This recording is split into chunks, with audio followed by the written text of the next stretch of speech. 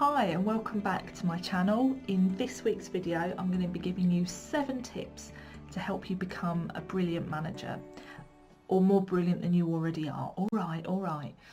So look, my passion is managers, that forgotten middle, and yet again in the last few weeks I've been encountering an issue that comes up so many times with clients and students, and that's the tendency to focus on leadership, often at the expense of management.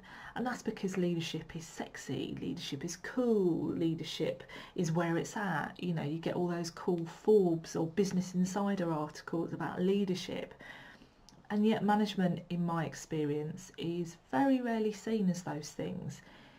If it was a colour, it would be brown or grey, tedious, boring, something to grin and bear, something that gets in the way, someone to go around or go through.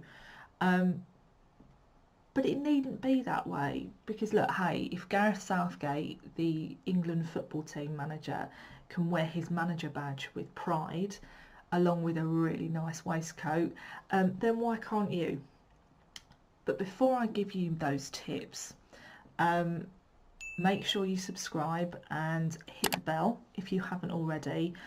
When you subscribe, you'll become a subscriber of this channel, but when you hit the bell, more importantly, you'll get an alert as soon as I publish my latest video, so you'll get to see it before anybody else does, before I kind of do the full kind of promo stuff. So look, you might be a long-serving, highly experienced manager, and this doesn't mean you can take your foot off the pedal. There's always room for learning and development and improvement at any stage of your management career. Or you might be a new manager, you might be freshly pressed, brand new and shiny, and maybe feeling a bit nervous and out of your depth. Or you might be somewhere in the middle, a bit like Goldilocks.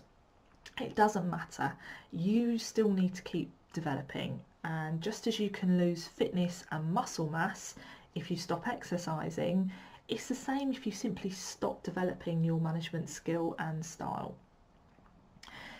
So there are 3 main issues that I consistently see when managers believe they are fully developed, but actually they're still lacking certain key skills, or maybe they've received no development at all.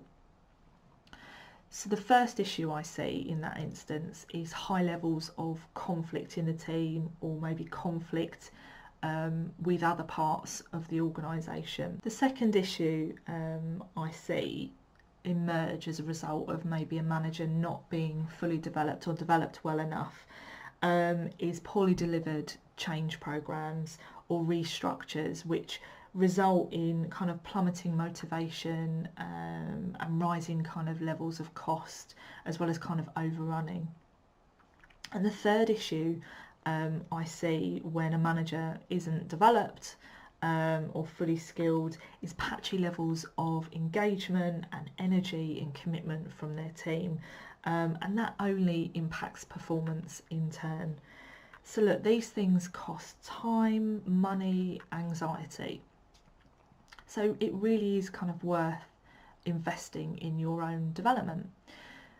Lots of managers I've kind of worked with have also talked about having sleepless nights caused as a result of a bad relationship with a member or 2 or 3 of their staff.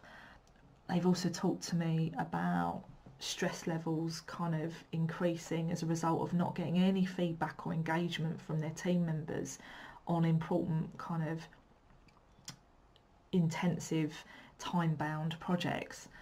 And so look, management development really matters, and continuously working on your management skill and style and sophistication, it matters even more, particularly if you're going to survive, and not just survive but thrive in the 21st century. So here are 7 tactics that managers I've worked with over the years have found has worked for them, and it's actually helped take their management to even greater heights. And for many, it's actually opened the doors to other opportunities that they might never otherwise have gotten if they hadn't taken the time to kind of develop themselves. So the first tip is ask others what they think of you as a manager. So it starts with your self-awareness, your levels of which might ebb and flow as you move roles. And that's why it's vital that you find out what others think of your management style. You can do this through something like 360-degree feedback, for example, which in my experience is best done with a neutral facilitator, someone who can kind of help you make sense of some of the patterns coming out of the feedback, as well as give you a good balance of support and challenge. Tip number 2 is then use that feedback to create your action plan. So once you've got some information on how other people perceive you, and how this may or may not fit with your own self-perception, you can then set about developing your own personal development plan. Some people like to do that on their own, and that's absolutely fine, but it can be really helpful to bounce ideas off other people, whether that's a colleague or a mentor or maybe a coach. And on that note, tip number 3 is get yourself a buddy. So when I was a middle and then senior manager in a large organisation, I survived because I had a buddy. I'm not talking about Buddy the Elf, although that would have been really cool. But I had a few buddies, and a buddy is your peer level. So they are a fellow manager and someone who understands the context you're working in, and who can offer you wise counsel, and they kind of understand the stresses and strains that you're under. It's really important that you trust whoever your buddy or buddies are, and it's important that they feel comfortable kind of giving it to you straight.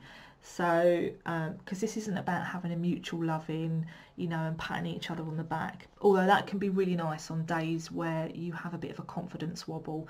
But this is somebody who can be respectfully challenging and just get you to think maybe a little bit differently, and just somebody to talk stuff through with. Tip number 4 is get yourself a coach. Now look, I would say this, wouldn't I, because I'm a coach myself, but it's true. A coach can help you get perspective, as well as help you go really deep on some of the things where you might be getting in your own way as a manager. And look, if you think about Olympic athletes, they've got a whole support team around them. They have a coach, a nutritionist, etc. It's no different for managers in an increasingly hectic 21st century. And research by a guy called Ventaka Nanduri in 2018 found the long-term effects of coaching to include increased self-awareness, sustained behavioural change, improvements in performance, better confidence and motivation, and just an increased self-belief. So why wouldn't you get a coach? Tip number 5 is one of my favourites, is read, watch, share and discuss. So one group of managers I've been working with have recently set up their own book club, which I think is so cool. And they meet up for lunch once a month, and they talk about the book, the podcast, TED Talk, or the management business magazine that they agreed to focus on that month. Another management team that I've been working with, they've set up a kind of an online community of practice where they can share and discuss articles, interesting videos, ideas on management, as well as kind of answer questions or issues that each other might have.